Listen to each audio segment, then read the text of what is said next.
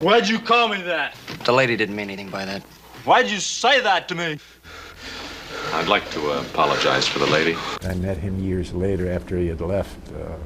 He announced to a few people, "No, if you want to know, I'm not sorry." Imagine American TV without Bonanza, hard to picture, right? For over a decade, the Cartwrights weren't just characters, they became family to millions. But while the Ponderosa seemed like paradise on screen, behind the scenes was a different story entirely. Feuds, creative disputes, and shocking exits shattered the illusion of harmony. Why did some of the show's most beloved stars abandon one of TV's biggest hits? Was it fame, frustration, or something darker? Are you ready to hear the stories they didn't want you to know? Today, we uncover the truth behind Bonanza's greatest departures, insider accounts, hidden tensions, and moments that changed television history. From backstage clashes to heartbreaking losses, this is the real story. Pernell Roberts' decision to leave Bonanza shocked fans and baffled insiders. At a time when the show dominated TV, walking away seemed unthinkable. But behind his thoughtful portrayal of Adam Cartwright was a man battling artistic frustration and a longing for deeper, more meaningful work. From the start in 1959, Roberts gave Adam a quiet sophistication, the city-educated eldest son, architect of the Ponderosa's future. But as seasons passed, he felt trapped by repetitive scripts that failed to explore Adam's complexity.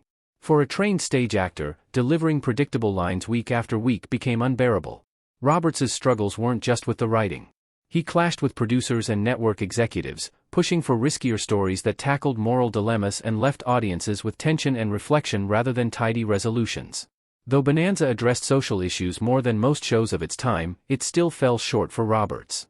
He yearned for richer storytelling and didn't hide his discontent. In interviews, he spoke openly about wanting Adam to face real inner conflict and growth. For Roberts, staying meant sacrificing his artistic integrity. As he bluntly put it in 1965, "My being part of a television series is like Vincent van Gogh painting a sign over a laundry in order to pay his rent." The producers, focused on preserving the successful formula, weren't willing to change. This creative deadlock wore on Roberts. The stress and boredom of playing the same role affected his mental health, and he even sought medical help for the anxiety that grew as he stayed. The fame and generous paycheck weren't enough to ease his restlessness. While colleagues saw him as reckless for considering an exit, Roberts saw no other way. In 1965, after 6 seasons, he made the choice that defined his career: he walked away. Adam's departure was explained with a single line: he'd gone to sea. There was no farewell episode, just silence. Pernell Roberts for some reason felt disappointed at some point in his run through. "I know that at a party that I met him years later after he had left, he announced to a few people, 'No, if you want to know, I'm not sorry,' and then he'd go on at the party because he knew people were going to say, 'What happened to you? You gave up a couple of several millions of dollars.'" Roberts returned to the stage, starring in Mata Hari on Broadway. The show flopped, but his performance earned praise. Later, he found success on TV again with Trapper John M.D., enjoying greater creative freedom. Reflecting on his choice, Roberts said, "The important thing is that I tried. I didn't let myself rot in comfort. I took the risk." Though he never became the major movie star some predicted, Roberts left a legacy of integrity, an actor who refused to compromise his principles. He retired in 1997 and passed away in 2010, remembered as a man who valued truth in his work above all else. But what happens when an actor doesn't leave by choice? Next, we'll explore the heartbreaking loss that shattered the Bonanza family, Dan Blocker's tragic end. Dan Blocker's exit from Bonanza wasn't a choice, it was a tragedy that blindsided the entire cast, crew, and audience. To fans, Blocker wasn't just part of the show, he was its heart. As Eric Haas of Cartwright, he brought warmth, humor, and tenderness that balanced the fiery and brooding traits of his on-screen brothers. His gentle nature made Haas a favorite among viewers of all ages. Behind the scenes, Blocker was as remarkable as the character he played. Born in 1928 in DeKalb, Texas, Blocker was known from birth for his size, reportedly the largest baby ever born in Bowie County, weighing 14 pounds. Despite his imposing frame, he carried himself with quiet humility. Before Hollywood discovered him, Blocker's life was full of unexpected chapters. He earned a master's degree in dramatic arts and served as an infantry sergeant in the Korean War, earning a Purple Heart. That military experience shaped his strength and resilience. After the war, he turned to acting, starting with small stage roles and TV bit parts before his talent and screen presence led him to Bonanza. The role of Haas fit Blocker perfectly. The nickname, slang for a big, dependable horse, matched both the character and the man. Blocker elevated Haas from comic relief to the emotional glue of the Cartwright family. Week after week, Haas solved problems with kindness and common sense, winning deep affection from fans. Blocker admitted that playing Haas wasn't always easy. Early on, he struggled to separate himself from the character, often slipping into Haas's accommodating persona off-set. It took several seasons before he found a healthy boundary. Still, his dedication showed in every episode. That's what made his sudden death in 1972 so devastating. At just 43, Blocker went in for routine gallbladder surgery. But complications arose, and a pulmonary embolism took his life within hours. He'd had pancreas and he had stopped. He wasn't a drunk, but I mean he stopped drinking entirely. He cleaned up his act and a blood clot somewhere developed in his leg and got to his heart before they could get him to the hospital, and that's what killed him. The loss hit the Bonanza family hard. The producers made a bold decision. Rather than replace Haas or quietly write him out, they addressed his death directly. For the first time, a major television series openly confronted the loss of a beloved character, a choice that reflected the real grief felt by cast and crew. Dan Blocker's legacy lives on as the soul of the Ponderosa, a gentle giant who reminded audiences that strength can come with compassion and that heroes don't always need to raise their fists to make an impact. David Canary's time on Bonanza was shorter than that of many co-stars, but his impact was undeniable. As Candy Kennedy, the spirited foreman of the Ponderosa, he injected fresh energy into a show that was beginning to show its age. More than hired help, Candy quickly became part of the Cartwright family, earning both their trust and the affection of viewers. But behind Candy's charm, trouble was brewing. It wasn't about artistic clashes or creative frustration, it came down to cold business. When Canary joined the show in its 9th season, Bonanza was still a giant on American television. Candy's role was designed to bring youthful vigor, moral strength, and a new layer of brotherhood. Canary rose to the task, creating a character who felt like a natural extension of the Cartwright clan. His blend of toughness and heart made Candy a bridge between the old guard and a newer, faster-paced West. But as Bonanza endured, tensions mounted, not over stories, but over pay. While stars like Lorne Greene and Michael Landon saw their salaries rise, Canary was offered only modest increases despite his growing importance. It was a stark reminder of how supporting actors were often undervalued, no matter how vital they were to a show's success. Feeling disrespected, Canary made the difficult decision to leave. His exit was quiet, there was no big farewell, no dramatic send-off. One day Candy was there, the next, he was gone, his absence explained with a brief line, as if he'd never been central to life on the Ponderosa. What made Canary's departure so striking was how it exposed the deeper issue of fairness in television. His situation highlighted how networks often prioritized big names while overlooking the essential contributions of ensemble players. For Canary, leaving wasn't just about money, it was about standing up for his worth. After Dan Blocker's death, with Bonanza struggling to regain its footing, producers invited Canary back, reportedly at Michael Landon's urging and on better terms. Canary accepted, rejoining the show for its final seasons and reminding audiences of what they'd missed. He wanted to keep it going, but he saw this coming. After Dan died, he was succumbed to the pressure, and well, he had no choice. They dropped us. Beyond Bonanza, Canary's career thrived. He found his greatest fame on All My Children, playing the dual roles of Adam and Stuart Chandler, earning multiple Emmy Awards and showcasing his extraordinary talent. Canary's time on Bonanza stands as a powerful example of integrity, how one actor's sense of self-respect shaped a beloved series, and how his absence reminded everyone just how much he mattered. And then there's the star whose charisma may have cost him everything. Find out how rising fame sparked tension. Guy Williams's arrival at Bonanza was supposed to lay the groundwork for an exciting new chapter in the series. He was tall, charming, and well-loved for his role as Zorro. What better candidate to step into the shoes left empty with the departure of Pernell Roberts? He joined the cast as Will Cartwright, a nephew of Ben's, a new addition meant to balance out Ponderosa's family dynamics. On paper, the odds stood in favor of Will Cartwright. He had family relations, good looks, and enough screen presence to have inspired a whole new set of storylines. What was soon to follow, an unraveling story from behind the scenes, truly told another story. Williams's brief Bonanza career was clouded with speculation that left fans confused, with insiders whispering about tensions never made public. When Williams first stepped onto the set, the hope was that he could ease the transition after Pernell Roberts' exit. Audiences loved Adam Cartwright, and replacing him wouldn't be easy. But with his prior success as Zorro, Williams brought a built-in fan base and undeniable charm. His early episodes as Will showed promise. He fit naturally into scenes with Lorne Greene's Ben Cartwright, and his interactions with Michael Landon's Little Joe and Dan Blocker's Haas hinted at the chemistry the producers were counting on. Yet beneath the surface, cracks began to form almost immediately. Rumors spread that not everyone welcomed Williams with open arms. In particular, whispers suggested that Michael Landon, already an emerging creative force on the show, saw Williams's arrival as a threat. Williams's height, good looks, and heroic aura drew attention, and some believed Landon feared that his position as the show's youthful heartthrob was in jeopardy. Because Guy Williams was hired to be the father figure and the star of the show, and suddenly what happened? Jonathan Harris is the star of the show. The whole world talks about Jonathan Harris, and that's what happened. Whether real or exaggerated, it was a case of doom. Fewer and fewer scripts featuring Will Cartwright surfaced, and less substantial. Storylines that could have developed for this character have been abandoned or rewritten. After only a few episodes, Williams was quietly written out with little fanfare and explanation. For a character introduced as one of the major family members, Will's exit created a considerable gap. Fans were left scratching their heads. Why would the producers let go of such a character so soon? The official line cited creative decisions, but insiders hinted at behind-the-scenes politics. It was not the end of the career of Williams by such a disappointing last moment of Bonanza. He shortly afterward won the role that was to define his place in pop culture history, Professor John Robinson in Lost in Space.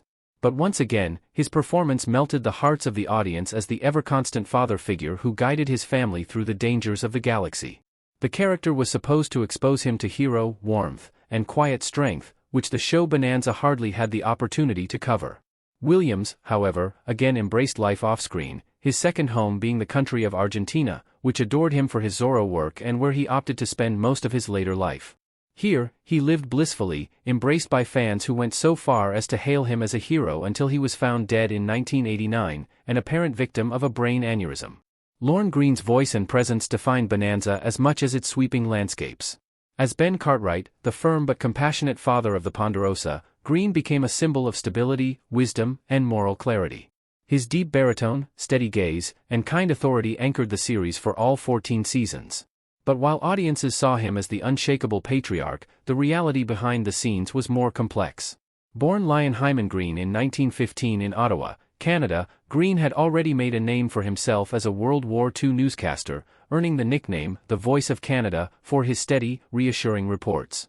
Before Bonanza, he worked steadily on stage, in films, and on television. But nothing compared to the fame Bonanza brought him. Almost overnight, Greene became one of the most recognizable faces on American TV. He wasn't just playing a father, he became one in the eyes of millions, a figure viewers could trust and admire. By the late 1960s, cracks appeared in his relationship with the role that made him a household name. In a 1967 interview, Greene surprised fans when asked if he hoped Bonanza would run another 8 years. His answer, no, it wasn't bitterness, but the honest reflection of an artist aware of time's passage. Greene was proud of Bonanza but feared becoming too comfortable, too tied to a single role. He worried that if he stayed too long, other creative opportunities and personal passions would slip away. For Greene, Bonanza was the double-edged sword of a blessing and a gilded cage. The steady work, fame, and adoring fans built everything into a tribute, yet he wanted much more: variety, challenge, and renewal as an artist. He continued, nevertheless, into the very end of that series. A consummate professional, Greene took his role very seriously as the leading man in the show. On and off screen, he was a calming influence and respected for his mediation when tensions ran high among the cast. He guided young actors and helped keep production on course even in rough times. Whatever other dreams he harbored beyond Ben Cartwright, Greene never let them glint their way into his dedication. When Bonanza folded in 1973 after 14 seasons, Greene had a chance to reinvent himself. Few could have predicted what would happen next. Greene turned to music. His rich voice found a new audience in country recordings, but even more impressively, in 1964, he had a #1 hit on the Billboard Hot 100 with Ringo, a spoken-word ballad. He may be better remembered, however, for a legacy built beyond Ben Cartwright. He showed how even the most iconic roles cannot encase a true artist's desire to grow, explore, and surprise. There is one other character that I would like to mention as an integral part of the success of Bonanza, and there was Victus, and young Victor represented a very important part of the configuration. Victor Sun Young's role as Hop Sing on Bonanza was far more significant than many realize. At first glance, the Cartwright's loyal cook might have seemed like comic relief or a simple background character. Yet under Sun Young's thoughtful portrayal, Hop Sing became so much more, an early, quiet breakthrough for Asian representation on American television at a time when such visibility was rare and often undervalued. His presence helped millions of viewers see an Asian character treated with dignity on a major network series. Hop Sing might have started as a stereotype, confined to the kitchen or providing light-hearted moments. But Sin Young infused him with warmth, humor, intelligence, and quiet strength. He transformed what could have been a one-dimensional figure into a beloved part of the Ponderosa family. Hop Sing wasn't just a servant, he was essential to the Cartwrights' lives and earned the affection and respect of both the family and the audience, becoming part of the show's emotional core. Off-screen, though, Sin Young's struggles continued. Despite his talent and dedication, Hollywood limited him mostly to background or supporting roles, rarely offering the opportunities his abilities deserved. He worked tirelessly to break out of those limitations, hoping for more substantial parts that rarely came. To supplement his acting career, Sin Young pursued another of his passions, cooking.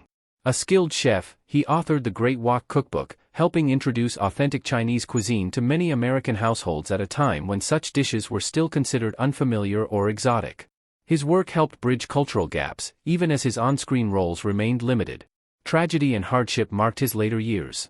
In 1972, Sin Young survived a terrifying ordeal when a commercial flight he was on was hijacked. He was shot in the back during the incident but miraculously lived.